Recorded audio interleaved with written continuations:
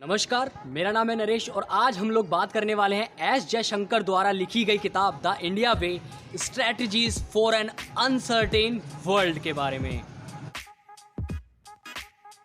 यह एक diplomat handbook है क्योंकि इसे लिखा है एस जयशंकर ने, जो कि मोदी कैबिनेट में फॉरेन मिनिस्टर हैं। तो इस वजह से इस किताब में उतनी डिटेल्स नहीं है जितनी कि कोई रिटायर्ड डिप्लोमेट दे सकता था।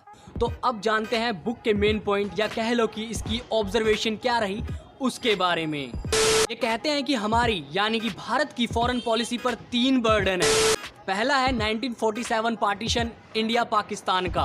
पाकिस्तानी फॉरेन पॉलिसी में भारत के साथ अच्छे रिश्ते नहीं रहे, जिसकी वजह से हमने चाइना को बहुत ज़्यादा ग्राउंड दे दिया और चाइना ने पाकिस्तान को एक कॉइन की तरह यूज़ किया है ताकि वह इंडिया को कंटेन कर सके।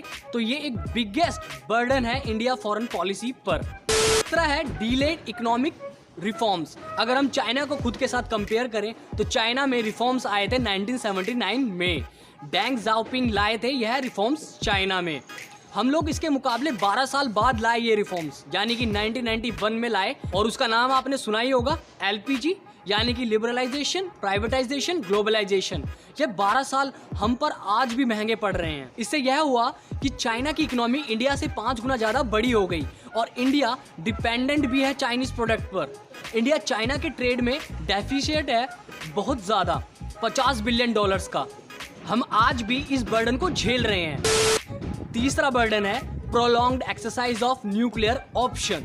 1964 में चाइना न्यूक्लियर पावर्ड हो गया और उसने खुद को डिक्लेयर भी कर दिया कि अब हम न्यूक्लियर पावर्ड कंट्री हैं। वहीं इंडिया में 1974 में ऑपरेशन स्माइलिंग बुद्धा में चुपके से हमने टेस्ट किया था और फॉर्मली 1998 में हमने दुनिया के सामने डिक्लेयर किया था कि अब हम भी न्यूक्लियर पावर्ड हैं। यह गैप बहुत ज़्यादा हो गया और 1998 में तो बहुत ज़्यादा डिले हो गया था, यानी कि उस समय तो पाकिस्तान भी न्यूक्लियर पावर बन चुका था with the help of China, of course उनके इनपुट की वजह से। तो ये 3 ऑब्जर्वेशन एस जयशंकर साहब ने अपनी बुक में दी है। अब जानते हैं इन जनरल क्या आइडियोलॉजी है एस जयशंकर साहब की। ये कहते हैं कि हमें ना तो अलायंस करना चाहिए किसी देश के साथ, ना ही हमें गुट निरपेक्ष नॉन अलाइनमेंट को सपोर्ट करना चाहिए, क्योंकि अब वैश्विक स्तर पर अलग अलग देश उभर रहे हैं, यानी कि बहुध्रुव्यता का दौर है ये, मल्टीपोलैरिटी का दौर है ये। इसलिए ना तो अलायंस करना है ना ही गुट निरपेक्ष रहना है, लेकिन आपको एक्शन जरूर लेना है। और इस बात को बताने के लिए वह महाभारत से एक एग्जाम्पल लेते हैं कि जिस तरह बलराम ने युद्ध में पार्टिसिपेट नहीं किया था, फिर भी युद्ध का मोल उसे भी चुकाना पड़ा था। आंखों के सामने उनके प्यारे लोग मारे जा रहे थे। इस तरह के एग्जाम्पल दिए हैं जयशंकर ने।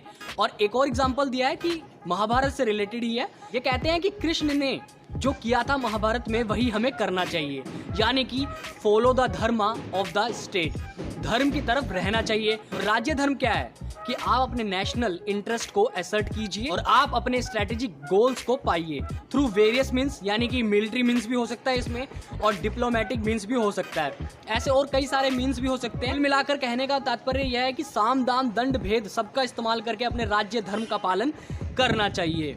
बुक में मल्टीपोलैरिटी यानी कि बहुध्रुव्यता पर जयशंकर ने बात की है। वो कहते हैं कि मल्टीपोलैरिटी इज द फ्यूचर, बहुध्रुव्यता भविष्य है। ग्लोबल ऑर्डर बदल रहा है। पहले कोल्ड वॉर में बाइपोलर था विश्व, फिर सोवियत संघ के बिखरने की वजह से एकल ध्रुव्यता के नीचे पूरे विश्व को रहना पड़ा लगभग 1991 से 2001 तक। फिर अब मल्टीपोलैरिटी के साइन देखने को मिलते हैं, जैसे China world largest second economy बन के उभर रहा है, मिलिट्री पावर में भी कम्पीट कर रहा है USA को। रशिया भी संभल रहा है धीरे धीरे। जर्मनी से लेकर जापान तक, इंडिया से लेकर ब्राज़ील तक सभी काफ़ी ज़्यादा रोल प्ले कर रहे हैं इन द वर्ल्ड ऑर्डर, यानी कि मल्टीपोलैरिटी में। इन्होंने यह भी बताया कि मल्टीपोलैरिटी में इंडिया को क्या करना चाहिए। इंडिया को धर्म का पालन करना चाहिए। ये एग्जाम्पल महाभारत के कृष्ण से ही लिया गया है। इस बुक के अंतर्गत कुछ महत्वपूर्ण जो लाइंस हैं जो बहुत ज़्यादा रोचक हैं वो ये हैं कि this is a time to engage America, manage China, cultivate Europe, reassure Russia, bring Japan into play, draw neighbours in और extend the neighbourhood and expand traditional constituencies of support. इस प्रकार हमने जाना एस जयशंकर की किताब के बारे में। आशा करते हैं कि आप सबको यह वीडियो पसंद आई होगी। पसंद आई है तो लाइक कीजिए वीडियो को और चैनल को सब्सक्राइब कर लीजिए। तब तक के लिए मिलते हैं अगली वीडियो में। नमस्कार।